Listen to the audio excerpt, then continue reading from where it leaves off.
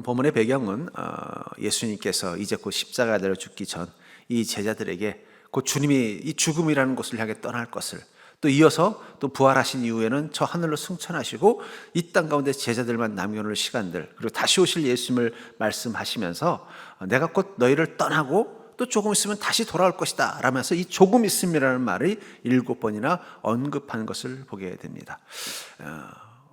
엄마가 어쩔 수 없는 사정으로 인하여 어린 아이를, 아들이나 딸을 할머니에게 맡기고 또 돈을 벌기 위해서, 일을 하기 위해서 먼 곳으로 갈 때, 그 처음 떨어질 때 그 어린 딸이나 아들에게 이렇게 말하지 않습니까? 엄마 한 밤만 자고 올 거야. 딱 한 밤만 자고 올 거니까 할머니하고 잘 있어. 그러면요, 그 딸이나 아들은 어떤 마음이, 아이는 엄마 정말 한 밤만 자고 올 거지? 나 한 번만 할머니랑 자면은 엄마 다시 만날 수 있지? 그럼 그 말을 듣고 용기를 내서 어떻게 돼요? 그날 엄마가 없는 하룻밤을 할머니하고 잘 잡니다. 그러면 정말 한 밤만 있다가 엄마는 오나요? 한 밤이 아니라 일주일이 될 수도 있고 한 달이 될 수도 있고 1년이 될 수도 있다는 거예요. 근데도 왜 한 밤이라고 말했을까요? 그것은 그 아이의 마음 가운데 한 밤은 견딜 수 있는 힘, 한 밤은 견딜 수 있는 마음이 있기 때문입니다. 그리고 엄마의 마음에는 또 무엇이 있는 거예요? 내가 너에게 한 밤도 너랑 떨어지고 싶지 않은 마음이 있다라는 거예요. 떨어질 수밖에 없는 어렵고 힘든 상황이지만 내 마음은 이 하룻밤도 너에게 미안하고 이 하룻밤도 너와 함께 있는 것이 나도 힘들다는 그 마음, 그게 바로 이 한밤만이라는 단어일 것입니다. 저는 이 조금 있음이라는 말을 주님이 말씀하셨을 때 왜 조금 있으면이라고 하셨을까? 그것은 바로 이 제자들, 주님 없이 살아야 되는 이 시간들을 살아야 되는 그 제자들에 대한 안타까움과 그들을 향한 사랑이 담겨져 있다고 생각합니다. 이제 예수님께서는 십자가에 달려 죽으실 것입니다. 주님이 없는 그 시간, 그들은 엄청난 환난과 혼란을 경험할 것입니다. 또 부활하신 주님을 만나 잠시 기쁨이 있었지만 또 주님은 저 하늘로 가시고 제자들에게 사명을 주십니다. 그 다음부터 그들은요, 그 주님의 사명을 감당하기 위해서 이 땅 가운데 예수님을 타신하여 십자가를 지는 고통과 아픔의 시간들을 살아야 됩니다. 그 아픔을 주님은 아시기 때문에 뭐라고 말씀하시냐면, 조금 있으면 너희들이 다시 나를 만날 것이니 조금만 견디고 조금만 이겨내자. 어쩌면 제자들이 예수님의 뒤를 이어서 이 땅에 복음을 전하고 교회를 세우는 이 사도의 삶을 살 수 있었을 때 그들이 그 고난과 아픔을 이겨낼 수 있었던 가장 큰 힘은 그들의 마음 가운데 들린 주님의 음성, 내가 조금만 있으면 다시 올 것이다. 그 약속이 제자들에겐 조금 있으면 내가 다시 주님을 만날 텐데 그 주님을 만나면 이 고난과 아픔도 사라질 거라는 그 소망이 그들로 하여금 끝까지 사도로서의 삶을 감당하게 한 것은 아닐까.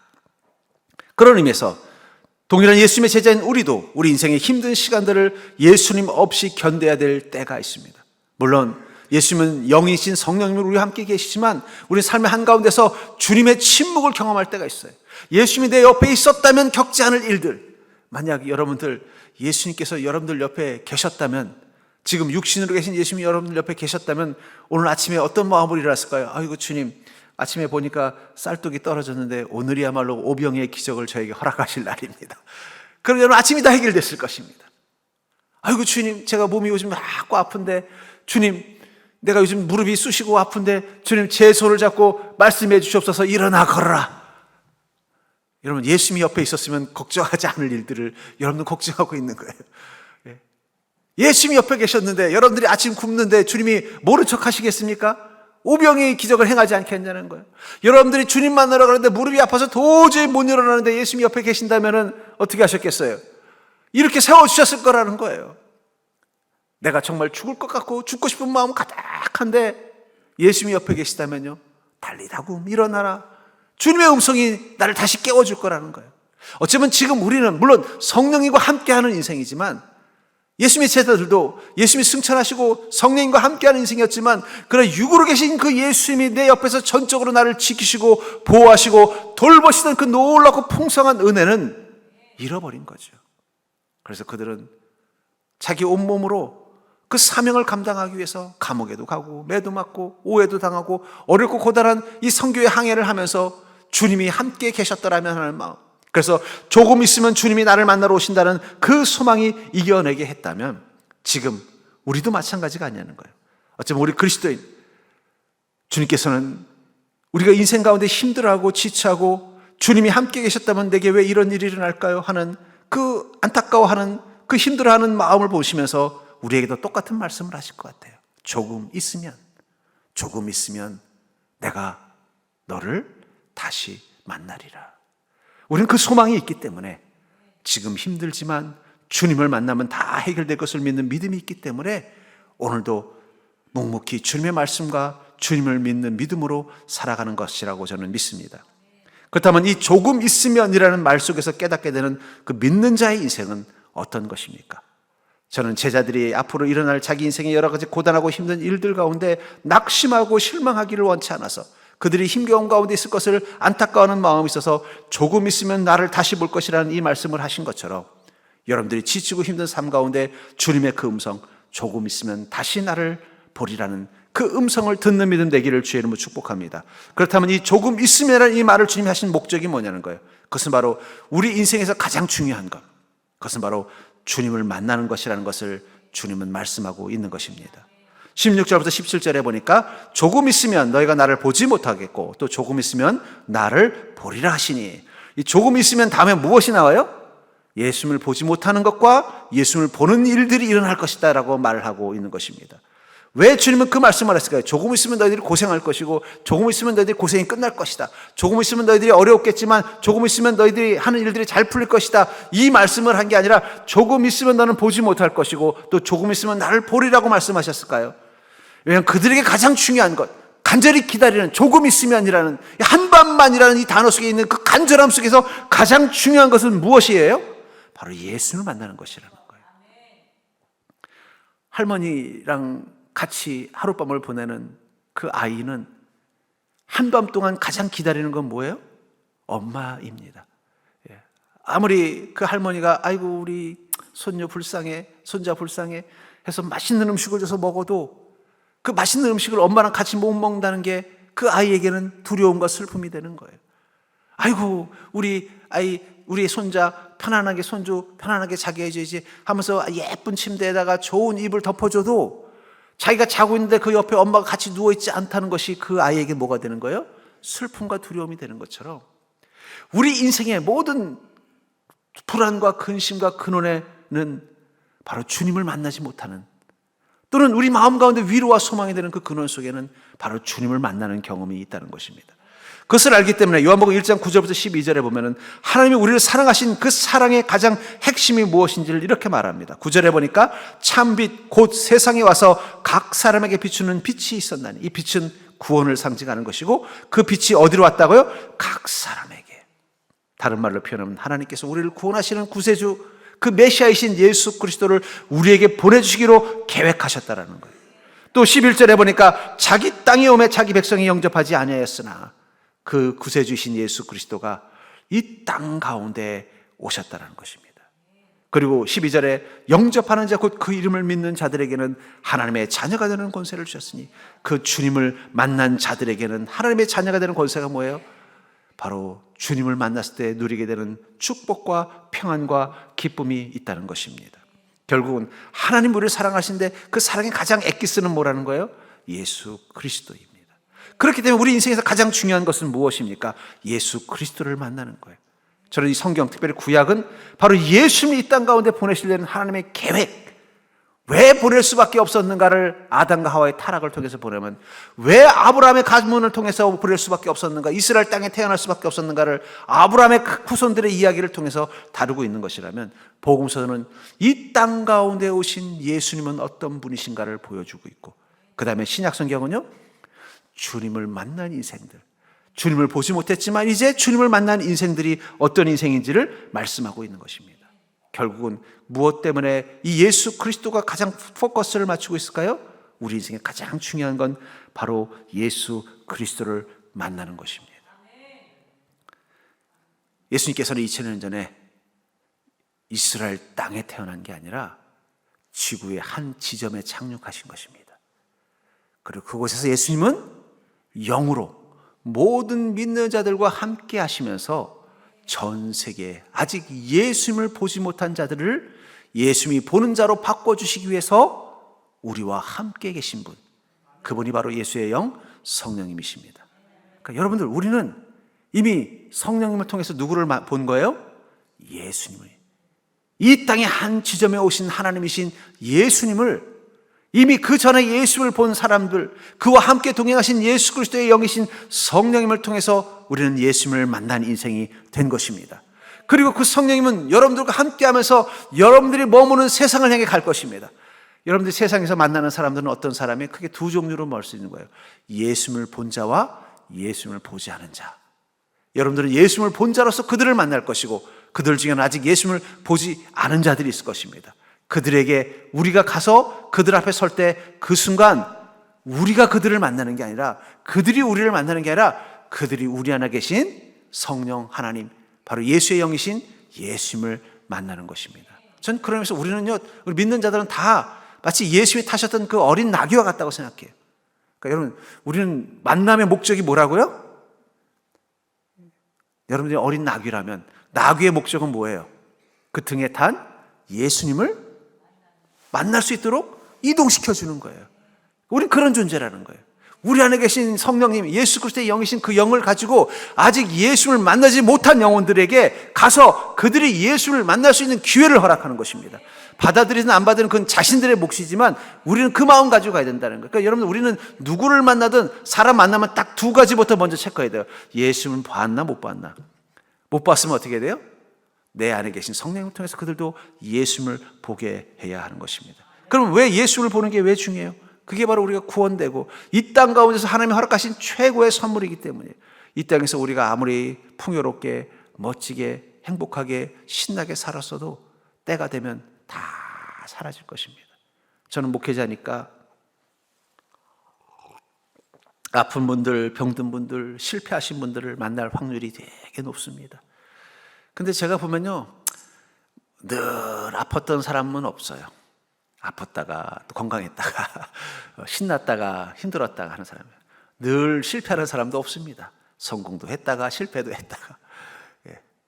근데 동일한 게 있어요. 나이 먹으면요, 그게 아무 소용이 없더라고요. 예. 나이 먹어서 몸이 아프고 또 입맛도 없어지고 또 어떤 감각도 없어지면요, 그렇게 멋쟁이던 분도 나이 드시면요, 그 다 없어져 버려요. 예, 멋쟁이 그냥 뾰족구두만 신던 분도 나이 먹으면요, 운동화밖에 못 신더라고요. 예, 명품 좋아하시던 분도 나이 먹으면요, 명품보다는 때 안 타고 입으면 편한 옷이 더 좋아져요. 아무것도 아니더라고요. 그러니까 우리가 이 땅에서 추구하는 모든 그 기쁨들은 사실 이 땅에서나 의미가 있는 거라는 거예요. 그러나 저 세상, 저 천국에서는요, 예수 그리스도를 만난 인생들, 그들만이 천국의 기쁨을 누릴 수 있다는 거예요. 그렇기 때문에 여러분들, 어쩌면 여러분들은 이 땅에서 다른 사람들에 비교해서 더 많은 이 땅의 기쁨과 즐거움들을 누리지 못했을지도 모르겠습니다. 아니, 지금 내 삶 속에 마치 예수님이 없는 인생이만 겪게 되는 그 안타까움들, 그 불행 또는 근심 또 낙심 또 어려운 근심 가운데 있을 수도 있습니다. 그러나 중요한 건 우리는 그 한가운데서 예수님을 만났다는 거예요. 우리는 예수님을 만났기 때문에 예수님과 함께하는 삶을 살게 된 것입니다. 그리스도인의 인생의 핵심은 다른 게 아니에요. 주님을 만난 경험이 있고 주님을 날마다 경험하는 인생을 사는 것입니다. 우리 세상 사람들과 똑같이 인생의 희로애락 속에서 근심도 하고 낙심도 하고 실패도 하고 두려워도 하지만 중요한 건 그 근심 가운데서도 우리는 누구와 함께 있는 것입니까? 예수 그리스도와 함께 근심하는 것입니다. 우리는 실패한 가운데서도 누구의 손을 붙잡는 것입니까? 우리를 그 실패 속에서 절망하지 않도록 이렇게 세우시는 예수 그리스도의 손을 경험하는 것입니다. 우리는 외로움과 낙심 가운데 있음에도 불구하고 누구의 품을 느낍니까? 우리를 안아주시는 예수 그리스도의 품을 느끼기 때문에 세상과 똑같은 인생의 문제로 낙심도 하지만 낙심하지 않아요. 근심하지만 근심하지 않아요. 실패하지만 실패하지 않습니다. 왜냐하면 우리는 예수님을 만났기 때문입니다. 그게 축복이라는 거예요. 그렇기 때문에 여러분들, 우리 인생에서 가장 중요한 건 뭐예요? 주님을 만났다는 이 사실이에요. 예, 여러분들 이 땅에서 아무 근심 없이 아무 문제 없이 모든 인생을 마음 먹은 대로 그냥 태어날 때부터 금수저에다가 뭐 천재에다가 매력이 넘치고 모두가 부러워하는 인생을 다 살았어도 예수님을 만나지 못해서 저 천국문에 들어가지 못하고 심판과 멸망의 길로 가야만 된다면 이 땅에서 누리는 이 모든 것들이 무슨 의미가 있냐는 거예요. 제일 중요한 건 무엇입니까? 예수님을 만났다는 이 사실. 전 여러분들이 그 사실이 여러분들에게 가장 중요한 위로가 될 수 있기를 주의 이름으로 축복합니다. 예수님을 만났다는 이것만 가지고도 우리가 이 땅에서 다른 어떤 것을 경험하지 못했어도 우리는 최고의 복을 누린 것입니다.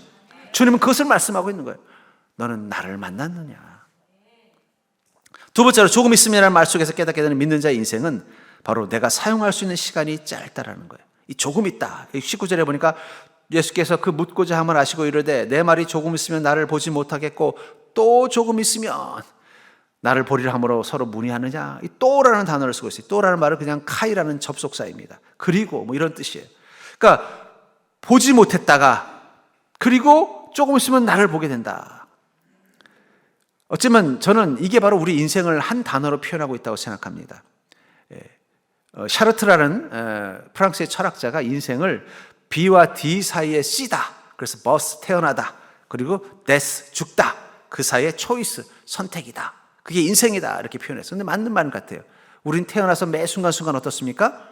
인생을 선택해야 돼요. 선택을 잘하면 좋은 일이 있고 선택을 잘못하면 불행한 일이에요. 태어나서 눈 떠보니까 내가 선택한 부모님이 별로 좋은 분이 아니면 우린 고생으로 시작하는 거고 좋은 분 만났으면 행복하게 시작하는 거고 내가 어디 진로 또 전공 또 직업 무엇을 선택하든 그 선택의 대가를 우리는 지불하며 살다가 어떻게 돼요? 죽는 게 인생이다 라고 말합니다. 근데 저는 그리스도인은요 B와 D 사이의 C가 아니라 예수님을 보지 못했던 삶에서 이제 그리고 예수님을 보는 삶을 향해 나아가는 것, 그 목적이 다르다는 거예요. 왜 현대인들은 불행할까요? 두려움이 많을까요? 초이스, 늘 선택해야 되기 때문에. 내가 이렇게 선택하면 좋은 일이 있고 잘못 선택하면 불행하다는 그 긴장감이 늘 내가 어떤 걸 결정하고 판단할 때마다 늘 긴장되고 근심하고 걱정하며 살기 때문에 현대인들은 이 불안장애에 빠져 있는 것입니다. 근데 우리 인생의 목적은 뭐라는 거예요? 예수님을 보지 못했던 삶에서 다시 주님을 보는 향을 향해 나가는 시간, 바로 그 그리고의 시간이라는 거예요. 그리고 나보다 먼저 가신 주님께서 준비하신 그 처소를 향해서 내가 가는 시간, 그게 우리의 남은 시간이라는 것을 깨닫는 것입니다. 우리는 예수님을 만났습니다. 마치 예수님의 제자들처럼 예수님을 만났습니다. 그리고 예수님을 만난 우리에게 주님 뭐라고 말씀하시냐면 내가 먼저 너희들보다 앞서 갈 것이다. 그리고 또 조금 있으면 너희들도 나를 뒤따라올 것이니 그때서야 어떻게 돼요? 그 날을 준비하라고 말씀하는 것. 그게 바로 우리가 이 땅에서 사는 이 그리고의 시간이라는 거예요. 그러니까 우리는 왜 사는 거예요? 초이스 선택하기 위해서가 아니라 주님이 선택해 준 인생의 길을 향해서 나아가기 위해서 오늘을 사는 자라는 거예요. 그렇다면 그런 인생을 살기 위해서 우리가 무엇을 해야 될까요? 그것을 저는 열처녀의 비유에서 발견할 수 있다고 생각합니다. 한 신랑을 준비하는 이 열처녀에 관한 이 비유를 통해서 주님께서는 천국에 들어오는 인생이 어떤 인생인지를 이렇게 말하고 있어요. 10명의 처녀들이 신랑이 오기를 기다리고 있었습니다. 그리고 신랑이 올 때가 마침 늦은 저녁이니까 호롱불을 준비하고 있었어요. 옛날에 호롱불은 이 기름을 넣어야 됩니다. 준비하고 있었는데 생각보다 이 신랑이 늦게 오는 거예요. 그러다 보니까 자기들끼리 모여서 기다리면서 참 지치기도 하고 피곤하기도 하고 졸면서 딴 얘기도 하다가 보니까는 그만 생각보다 너무 늦게 온 거예요. 그래서 신랑이 왔다는 소식을 듣고 불이 나게 호롱불을 가지고 나가려고 보니까 5처녀의 호롱불에 이미 기름이 다 떨어져서 촛불이 간당간당 하다가는 그만 꺼지기 직전인 거예요. 다급한 이 5처녀가 이 다른 5처녀를 보니까 충분히 기름을 준비해서 아직 쌩쌩하게 밝은 것을 보고 좀 기름 좀 꺼줘 이렇게 했더니 이거 너 꺼주면은 나도 신랑을 온전히 못 맞으니까 그러지 말고 빨리 가서 어디 가게에 가서 기름을 구해와라. 구하러 간 사이에 신랑이 왔고 그 5처녀 넉넉하게 기름을 준비한 그 5처녀만 신랑과 함께 그 천국에 들어갈 수 있었다라는 이 이야기를 통해서 우리가 주님을 다시 보는 것, 다시 만나는 것도 중요하지만 그 만난 주님과 함께 천국에 들어가려면 무엇이 필요하다는 거예요? 기름을 준비해야 된다는 거예요. 그 말을 23절에서는 이렇게 말하고 있습니다. 그런즉 깨어있으라. 너희는 그날과 그때를 알지 못하느니라. 우리를 향해 다시 오실 그 재림의 예수 그리스도를 우리가 다시 만날 그날을 우리는 알 수 없기 때문에 지금 어떻게 된다는 거예요? 깨어있는 것. 그게 바로 오늘을 사는 삶의 자세라는 거예요. 다시 만나려면 어떻게 해야 되겠어요? 이 5처녀, 슬기로운 5처녀가 그런 생각을 했을 것입니다. 생각보다 신랑이 늦게 온다면 어떻게 해야 되지? 그래, 다른 것보다도 신랑을 맞을 수 있는 기름을 준비해야 되겠구나. 아마 기름을 넉넉하게 준비했을 거예요. 그리고 같이 기다리고 있었던 것입니다. 그러다 보니까 시간이 생각보다 늦춰져서 미리 기름을 준비하지 못한 처녀들은 신랑과 함께 들어갈 수 없었고, 내가 신랑이 오면은 이 함께 영접해서 들어가야겠다라는 마음을 가지고 기름을 준비한 이 신부들만 들어간 이 사건을 통해서 결국 이 슬기로운 다섯 처녀는 무엇을 준비했기 때문이라는 거예요? 신랑이 올 때를 준비하는 마음을 가지고 미리 준비했기 때문에 가능했다는 것입니다. 여러분들, 우리가 주님께서 이 땅 가운데 사는 시간은 바로 그 그리고의 시간이라는 거예요. 주님을 다시 만날 그때까지 우리는 기다리고 있는 시간입니다. 그때 우리가 어떻게 기다리냐에 따라서 주님이 오셨을 때 그 주님을 기쁨으로 맞이할 수 있다라는 거예요. 우리는 이 달란트 비유를 보면 이 한 달란트 받은 이 종이 그 달란트를 땅에 묻는 것을 보게 됩니다. 왜 그 한 달란트 받은 종은 그 달란트를 땅에 묻었을까요? 아마 저는 그랬을 것 같아요. 아이고, 주인이 금방 오겠어? 우선 주인이 주신 이 달란트는 땅에 묻어놓고, 혹시 도난당할 수 있으니까 묻어놓고 내 일부터 잘하자, 내 일부터 제대로 해놓자. 거기에 집중하다 보니까 주인이 온 것을 뒤늦게 깨달은 거예요. 급하게 그 달란트를 꺼내서 가지고 와서 주님 앞에 할 수 있는 건 뭐예요? 내가 이 한 달란트 그냥 그대로 가져왔습니다, 이 말밖에 못했다는 거예요. 반대로 5달란트와 2달란트 가진 사람들은 어떤 마음을 가졌을까요? 주인이 내일이라도 오실 수 있는데, 그렇다면 내가 이것을 가지고 주인을 위해서 열심을 다했다는 걸 보여줘야지 해서 어떻게 돼? 자기의 일을 먼저 땅에 묻어놓고 그 달란트를 가지고 주님의 일에 먼저 앞장섰다는 거예요. 여러분, 우리는 이 땅 가운데 살면서 나를 위해서 해야 될 일들이 많아요. 이 한 달란트 받은 종이나 5달란트 받은 종이나 다 자기 삶 속에 자기가 해야 될 일들이 많이 있을 것입니다. 거기에 모든 마음이 빼앗긴다면요, 우리는 주님을 기다리는 그 기름을 준비하는 그 시간들을 가질 수 없다라는 거예요. 여러분들에게 지금은요, 주님이 오실 그날을 기다리는 시간이고, 주님이 계신 그곳을 주님을 만나러 가는 시간입니다. 기다리고 가는 그 시간, 여러분들은 어떻게 되겠어요? 그것을 준비하는 마음이 있어야 되지 않겠습니까? 만약에 내가 사랑하는 어떤 여인을 사랑하게 돼서 그 여인과 데이트를 하기로 했다면 어떻게 되겠어요? 벌써 아침에 일찍 일어나서, 늦잠 자던 아가씨가 아침에 일찍 일어나서 갑자기 샤워를 하고 그냥 머리를 예쁘게 꾸미고 화장을 하고 이 옷 저 옷을 꺼내서 보면서 준비를 다 하는 목적은 무엇 때문이에요? 이제 그 D-Day가 되면은 내가 사랑하는 그 사람을 만날 것이라는 그 사실에 집중하기 때문이라는 거예요. 근데 만나는 그 사람이 영 내 마음에 안 들고, 아이고, 만나면은 어떻게 하든지 거절해야 되는데 그 사람이 나한테 자꾸 매달리는데 어떻게 해요? 거절할까 하는 사람은 어떻게 할까요? 9시에 만나기로 했으면 8시 반에 일어나서 세수도 안 하고 추리닝 늘어진 거 딱 입고 9시 반쯤이나 10시쯤 갈 거예요. 왜요? 난 당신을 만나고 싶지 않다라는 거예요. 여러분, 우리가 왜 내 바쁘고 힘든 시간 한가운데서도 주님을 위해서 깨어있는 믿음으로 주님을 위해서 내가 무엇을 해야 되나 고민하는 이유가 뭘까요? 그것은 우리가 주님을 너무 만나고 싶기 때문이에요. 만났을 때 내 모습 속에서, 야, 너 날 기다리고 있었구나, 너 날 사랑하고 있었구나, 나를 그렇게 만나고 싶었구나, 그런 모습을 보여주고 싶기 때문이에요. 저는 이 목회자로서 여러분들을 이 목양하면서 제 나름대로 목회가 무엇인가를 이렇게 정의를 내렸어요. 그건 여러분들이 천국에 들어갈 때 아마 어쩌면 저 천국에는 여러분들 이력서가 있을 겁니다. 그 이력서 밑에 여러분들이 이 땅에서 주님을 위해서 무엇인가 하고 갔다는 그 기록을 남길 수 있는 기회를 주는 것, 저는 그게 목양이라고 생각해요. 아무튼 한번 제가 이력서를 하나씩 만들어서 드려야 되겠어요. 이거 가지고 천국에 가실 때 여러분들 뭘 쓸 수 있는지 한번 적어보십시오. 여러분, 이 땅의 모든 인생들은 다 사는 것에 똑같은 고민이 있어요. 여러분, 조그만 구멍가게 하는 사장님이나 저 삼성전자 이건희 회장이나 다 고민은 똑같아요. 야, 이번에 적자인데 어떻게 메꾸지? 이번에 직원을 누구를 뽑지? 이번에 보니까 돈이 부족한데 은행에 대출을 받아야 되는데 이거 은행에서 대출을 해주려나? 이번에 보니까 경쟁업체에서 새로운 상품 내놨다는데 나는 뭘 해야 되지? 여러분, 그런 고민은 저 대기업 사장님만 고민하는 게 아니에요. 조그만 동네 구멍가게 사장님도 똑같은 인생 고민하고 사는 거예요. 이 땅의 모든 아버지 어머니들은 다 똑같은 고민하고 삽니다. 여러분들이 가지고 있는 그 고민 똑같은 고민하고 살아요. 이 땅의 모든 젊은이들도 다 똑같은 고민하고 살아요. 근데 그 고민에만 마음이 빼앗겨 산다면 우리 인생에 뭐가 남아요? 없어요.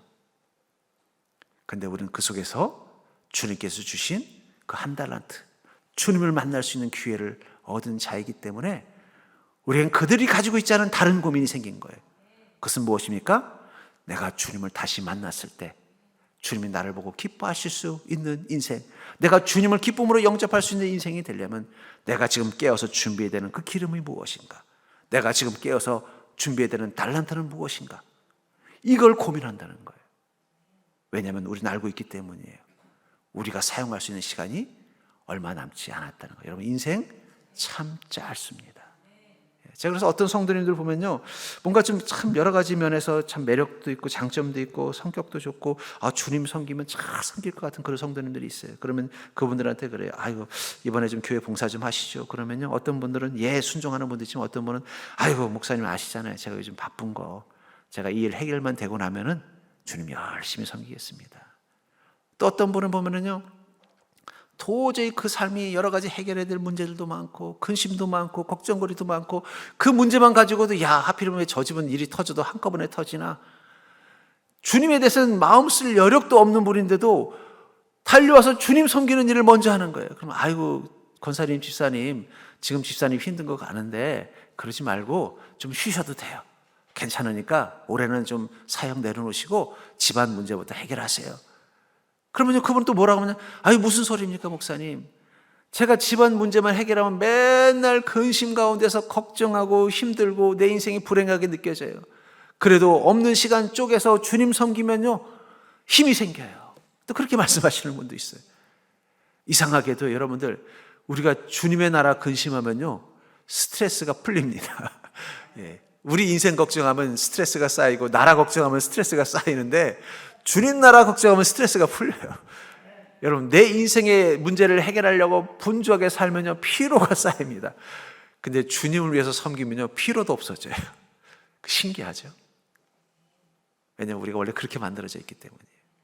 여러분, 우리 시간은 짧습니다. 그것을 뭐라고 하니까 조금 있으면 나를 볼 건데, 그때까지 이 또의 시간, 아직 주님을 만나기, 그녀를 만나기 전 100m라는 그 가요의 노래처럼 그 시간 난 뭘 하겠냐는 거예요. 여러분들이 만약에 어떤 젊은 20대로 돌아가서 어떤 아리따운 아가씨를 만나게 됐어요. 그래서 첫 데이트를 하기로 했어요.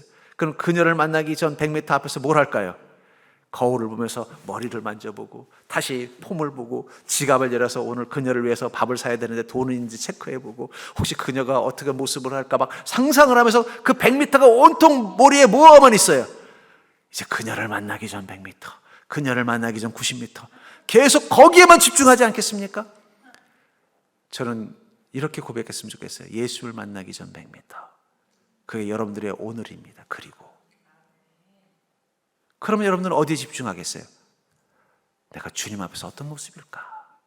내가 주님 만나면 어떤 이야기를 할까?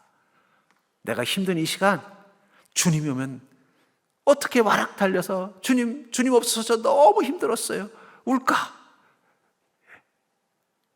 마치 어린아이가 유치원에서 다른 애한테 억울한 일을 당했어요. 근데 자존심 상해서 울지도 못하고 집으로 갈 때 어떤 마음이에요? 엄마 만나면 울어야지.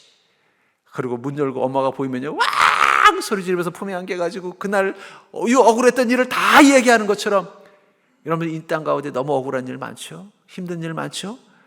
말해봤자 나만 바보 되고 나만 초라해지죠? 괜찮아요. 조금 있으면 주님께 달려갈 것입니다. 그분 앞에 가서 다 울고 하셔도 돼요. 시간이 얼마 남지 않았어요. 그렇다면 사랑하는 성도님들, 전 여러분들 한번 돌아보셨으면 좋겠어요. 내가 조금 있으면 주님 만날 건데, 나는 주님을 위해서 준비한 기름, 주님을 만날 수 있도록 준비한 달란트, 나는 주님을 위해서 그래도 주님, 제가 이 땅에서 주님 잘 섬기고 왔습니다라고 말할 수 있는 것들이 있는지 다시 한번 점검하는 믿음 되기를 주님 축복합니다. 세 번째로, 조금 있으면이라는 말 속에서 깨닫게 되는 믿는 자의 인생은 바로 지금의 고생과 수고를 반드시 기쁨으로 바꿔주신다는 거예요. 조금 있으면 주님께서 지금 우리가 겪는 이 고생과 수고를 기쁨으로 바꿔주신다라고 말씀하고 있습니다. 20절부터 22절에 보면은, 내가 진실로 너에게 이르노니 너희는 곡하고 애통하겠으나 세상은 기뻐하리라. 너희는 근심하겠으나 너희 근심이 도리어 기쁨이 되리라. 여자가 해산하게 되면 그때가 이르렀으므로 근심하나 아기를 낳으면 세상에 난 사람 세상 사람 난 기쁨으로 말미암아 그 고통을 다시 기억하지 아니하느니라. 지금은 너희가 근심하나 내가 다시 너희를 보리니 너희 마음이 기쁠 것이요 너희 기쁨을 빼앗을 자가 없으리라. 우리가 지금은 왜 근심할까요? 그것은 이 땅이 타락한 죄의 결과물이기 때문입니다. 여러분들이 잘못된 선택을 해서 근심하는 게 아니에요. 물론 그런 것도 있겠죠. 여러분들이 태어난 배경이 나빠서 근심하는 게 아닙니다. 물론 그런 것도 있을 수 있습니다. 여러분들이 하는 일들이 운이 없어서 걱정하고 근심거리가 생길 수도 있어요. 그렇지만 그게 전부는 아니라는 거예요. 왜 우리는 근심하느냐? 그것은 이 땅이 죄로 말미암아 타락했기 때문에 기쁨의 지속력이 떨어지기 때문이에요. 저는 마치 이 땅에 여러분들이 기쁨을 추구하는 그것들은 마치 금방 향기가 빠져가는 방향제 같다고 생각해요. 여러분 방향제 아시죠? 방향제에는 향기가 있어요. 근데 그 향기가 사라지면 그 다음부터 방향제는 뭐예요? 아무 쓸모없는 쓰레기가 되는 거예요. 여러분 이 땅에 우리를 기쁘게 하는 조건들, 그게 물질이든 명예든 건강이든 매력이든 이것들은요 그 기쁨의 향기가 짧아요. 금방 사라져버려요. 그래서 처음에는 내가 좀 큰 집으로 이사만 갔으면, 그래서 이사 가면요 처음에는 너무 좋아요. 아이고 이 낡은 아파트 지긋지긋해 좀 새로 지은 멋진 아파트로 이사 갔으면 처음엔 너무 좋아요. 근데 조금 지나면요 그 기쁨의 향기는 다 사라져버리고 이제는 이 아파트에 이 대출금 갚는 것 때문에 근심에 빠져버리는 거예요. 나도 좀 차를 좀 좋은 걸로 바꿨으면, 처음에 좋은 차로 바꾸면요 너무 기뻐요. 그래서 그 차 가지고 막 드라이브 하면서 막 그 기쁨의 향기가 넘쳐요. 근데 조금 있으면 향기가 빠지고 나면요 그 다음부터는요 기름값하고 그 다음에 보험료가 스트레스 받는 거예요. 왜 그럴까요? 이 땅의 기쁨의 조건들은요 향기가 금방 빠져버려요. 메이드 인 차이나 같아요. 그런데 그거 붙잡고 왜 나의 기쁨의 향기가 안 나냐? 나는 이것만 있으면 행복할 줄 알았는데 왜 행복하지 않냐? 왜냐하면 조건은 남았지만 그 조건이 주는 기쁨이라는 향기는 사라져버린 거예요. 그게 이 땅에서 여러분들이 기쁨을 얻는 것들의 특징이라는 거예요. 왜냐하면 이 땅이 죄로 말미암아 타락해서 마귀가 여러분 그 기쁨의 향기를 계속 누리도록 만들지 않기 때문이에요. 처음에는 그 향기를 강하게 느끼겠지만 조금 지나면 그걸 느끼지 못하도록 만들어버리는 거예요. 그래서 이 땅의 사람들은 기쁨을 추구하지만 기쁨 하나 얻으면 실망이 더 커지고 기쁨 하나 때문에 또 근심이 또 생기고, 그래서 인생이 행복하지 않다라고 말하는 거예요. 그런데 주님이 오시면 그 순간부터 내게 기쁨을 주지 못했던 그 조건들에서 다시 기쁨의 향기가 나기 시작합니다. 옛날에는 나는 좀 좀 보리밥 싫어. 나도 좀 멋진 데 가서 이 스테이크 좀 먹고 이런 인생 살고 싶어. 그래서 자기 나름대로 자수성가해서 성공해서 이제는 스테이크도 먹을 수 있는 여유가 생겨서 먹지만 어느 순간 어떻게 돼요? 옛날에 먹던 보리밥이 그리워지는 거예요. 저도 가끔씩 어디 초등학교 근처에 가면요 괜히 그 근처에 있는 떡볶이집에 가서 떡볶이가 먹고 싶어져요. 어릴 적에 그 떡볶이 맛있게 먹었던 그 맛있는 떡볶이 기억이 있기 때문이에요. 또 가끔씩은 이 시장에 가면 번데기 보면은요 번데기가 그렇게 먹고 싶어져요. 왜냐면 어릴 적에 그 번데기를 이렇게 컵에 들고 먹던 그 맛있는 기억이 있어서. 근데 막상 먹으면 어때요? 그 맛이 안 나요. 아니 생각하는 색깔이나 모양은 똑같은데 그때 그 맛있게 먹었던 떡볶이가 안 느껴져요. 그 번데기가 그 맛이 안 나요. 그러니까 자꾸 어떻게 돼요? 그러니까 사람들이 왜 자꾸 더 좋은 걸 찾냐면 그 맛이 안 나서 그래요. 그러니까 어떻게 돼요? 그 다음에 이거 떡볶이 가지고는 안 되나 보다. 이제 스파게티를 먹어야 되나? 스파게티 가지고도 안 되니까 뭐가 되나? 그 다음에 뭘 먹어야 되나? 자꾸 올리지만 그 맛이 안 나는 거예요. 근데 예수 그리스도가 우리 가운데 오셔서 우리의 영혼을 회복시켜주고 치료해주면요 다시 그 떡볶이가 맛있어집니다. 다시 그 번데기가 맛있어지는 거예요. 옛날엔 주님 나 좀 건강하게 좀 해주시지. 나는 왜 이렇게 아프고 힘들어요? 그래서 건강해져 봤더니 그 건강 가지고도 옛날에 아플 때 느꼈던 그 기쁨이 없는 거예요. 근데 주님이 오시면요 지금 아파도 감사하고 기뻐하는 거예요. 왜 나는 내 친구들처럼 열심히 사업해가지고 성공해서 좀 집도 좋은 집으로 가고 멋진 별장도 좀 가지고 해외여행도 마음껏 다니고 뭐 자녀들에게도 멋지게 유산도 물려주고 하는데 나는 왜 아무것도 없고 이 근근한 집, 이것도 뭐 좋은 집도 아니고 세금 떼고 못 떼면은 나중에 자녀들에게 물려줄 것도 없고 주님 왜 나는 이런 인생 살게 해요? 근데 예수님을 만나고 내 마음에 주님이 오시면 어떻게 돼요? 이것도 기쁘고 이것도 감사한 거예요. 왜냐하면 주님은 향기가 있습니다. 우리가 예수님을 만나면 우리에게서 뭐가 나타난다고요? 그리스도의 향기. 그 향기는 기쁨이라는 향기예요. 세상에 기쁨을 주는 조건에서는 이미 사라져버린 그 향기가 예수님을 만나면 이제는 모든 것에서 그 향기가 나는 거예요. 옛날에는 아이고 나 이런 거 가지고 어떻게 살아? 그것에서도 향기를 느끼는 거예요. 보리밥을 먹어도 그게 맛있고 제일 비싼 음식을 먹는 것보다 더 맛있어지는 그 기쁨의 향기를 누리게 되는 것. 그게 바로 주님을 만났을 때 이루어지는 것이라는 것입니다. 우리는 그 사실을 알기 때문에 지금 잠시 내 인생에 고생과 수고가 있어도 어떻게 돼요? 조금만 있으면 주님께서 그 기쁨을 회복시켜 줄 거라는 그 소망을 가지고 사는 것. 저는 그게 믿음이라고 생각합니다. 저는 그러면서 어쩌면 우리가 이 땅의 고통을 대하는 영적인 자세, 아이고 주님 좀 조건 좀 바꿔주세요. 나를 힘들게 하는 이 조건 좀, 기쁨의 향기가 전혀 없는 이 방향제 같은, 향기가 다 사라진 방향제 같은 내 인생의 이 조건들을 좀 향기 좋은 걸로 바꿔주십시오. 더 나를 기쁘게 할 것들로 바꿔주십시오. 그걸 기도하는 자가 아니라 주님 지금은 내 인생 가운데 이렇게 근심과 낙심과 어려움들이 있지만 조금 있으면 주님이 나를 만나주시면 그때 내 인생 가운데 주님이 주시는 그 기쁨과 믿음이 회복될 줄 믿습니다. 그 소망이 오늘 이 땅의 근심과 걱정을 이겨내게 해주는 거라는 거예요. 제가 이 군대에서 처음 훈련소에서 첫 행군을 할 때 이 30km인가 40km 야간 행군을 합니다. 저는 뭐 그런 걸 오래 걸어본 적이 없는 서울 내기이기 때문에 40km를 걷는 것도 걱정이 되는데 군장을 뭐 20km, 30km 군장을 메고 밤에 야간 행군을 하라는 거예요. 그러니까 처음으로 하니까 얼마나 걱정이 되는지 몰라요. 그런데 이 군장을 메고 가는데 또 그날따라 비까지 오는 거예요. 그래서 판초이라는 우비를 뒤집어 쓰니까 속에서는 땀이 이제 뭐 비처럼 와서 온몸이 다 젖었죠. 비는 또 추적추적 내리니까 그냥 군화에 물이 젖어가지고 그냥 뭐 하죠. 거기다가 또 거기는 이 눈물고개라고 있어요. 그 고개를 그냥 군장을 메고 깜깜한 밤중에 가는 거예요. 그러니까 처음에 10km는 견딜만 했어요. 근데 이제 그 다음 10km가 되니까 이제는 너무너무 힘든 거예요. 막 그래도 그냥 악으로 깡으로 그냥 밑에서 뒤에서 막 소대장이랑 조교가 막 안 간다고 막 화를 내고 욕을 하니까 그냥 버티고 가는데 그 다음 10km 때 되니까 어떻게 되냐면 이제 도저히 못 걷겠는 거예요. 몇몇 친구는 가다가 막 논두렁으로 쓰러지기도 하고 막 졸음은 오지 몸은 힘들지 비로 쏟아지게.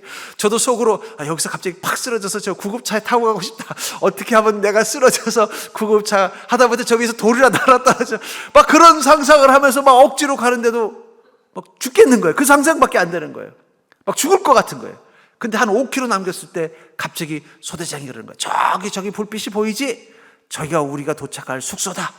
거기 가면 지금 너희들을 위해서 맛있는 음식을 준비하고 시원한 콜라가 기다리고 있어. 너희들 가자마자 이제 뜨거운 물로 샤워에 잘하고 그 이불에서 내일 아침에는 점호도 없다. 내일은 12시까지 푹 자도 돼. 그 말을 하는 순간 갑자기 힘이 생겨요. 왜냐면 조금 있으면 내가 가면은 뜨거운 물에 샤워를 할 수 있어. 비를 맞아서 막 춥고 막 힘든데 조금 있으면 이 목마른데 콜라를 마실 수 있어. 조금 있으면 그 침상, 처음에 그 훈련병으로 들어갔을 때는 집에서 자던 그 침대하고 비교하면 그 침상 막 냄새가 나고 보니까 얼룩이 있는데 보니까 이 전에 쓰던 놈들이 뭘 어떻게 하는지 모르겠는데 이거에서 누웠어야 되는데 막 불켰는데 막 그 침대가 그리워지는 거예요. 조금 있으면 내가 거기 가서 누울 수 있어. 머릿속에서 계속 뭐만 생각하는 거야. 이 5km는 조금 있으면 내가 그 콜라를 마실 수 있어. 조금 있으면 내가 그 자리에서 누워서 잘 수가 있어. 조금만 있으면 뜨거운 물에 샤워를 하고 푹 쉴 수가 있어. 그 생각만 하면서 5km를 버티고 드디어 문을 열고 들어갔더니 아니나 다를까 박수를 쳐주고 콜라를 시원하게 하나 마시고 각자 군장을 풀어놓고 그냥 뜨거운 물에 샤워를 하고 취침하는데 그 낡은 침상에 누웠는데 내가 구름 위에 누워있는 것 같아. 그 다음엔 기억이 안 나요. 완전히 까무러져가지고 눈 떠봤더니 다음날 12시더라고요.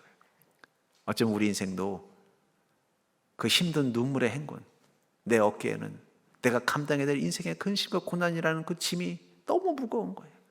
거기다 또 상황은 추적추적 내리는 그 비처럼 안 좋은 일들이 계속 내 주변에 있고 또 가는 길은요 하필이면 제일 힘든 눈물을 흘리지 않으면 갈 수 없는 인생의 가장 힘든 고개를 넘어가면서 앞은 보이지 않고 깜깜하고 차라리 여기서 어떤 불행한 일이 나서 그냥 죽어버렸으면 좋겠다.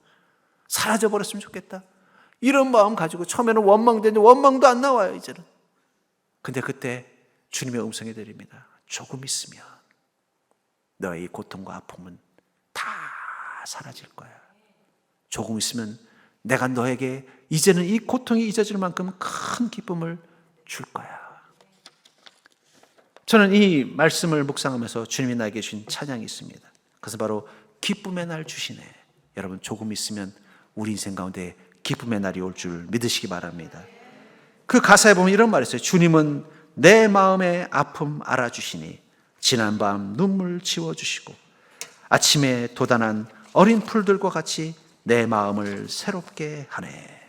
여러분들, 조금 있으면 지금 비록 내 삶의 문제가 너무 무겁고 내가 가는 이 길이 어둡고 깜깜하고 내가 올라가는 인생의 문제가 너무 가파라서 그냥 죽고 싶은 마음, 너무 힘들어서 원망도 안 나오고 그냥 여기서 그냥 내가 없어져 버렸으면 좋겠다라는 그 절망의 시간을 지나가고 있던 그때 주님께서는 우리 안에서 이렇게 말씀하신다는 거예요. 조금 있으면 너는 나를 볼 것이다.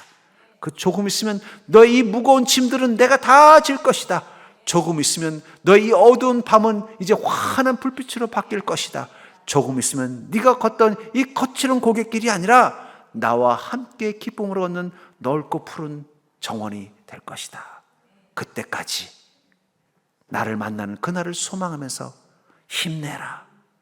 주님께서 여러분들에게 그 위로의 음성, 그 음성을 들려주실 줄 믿습니다.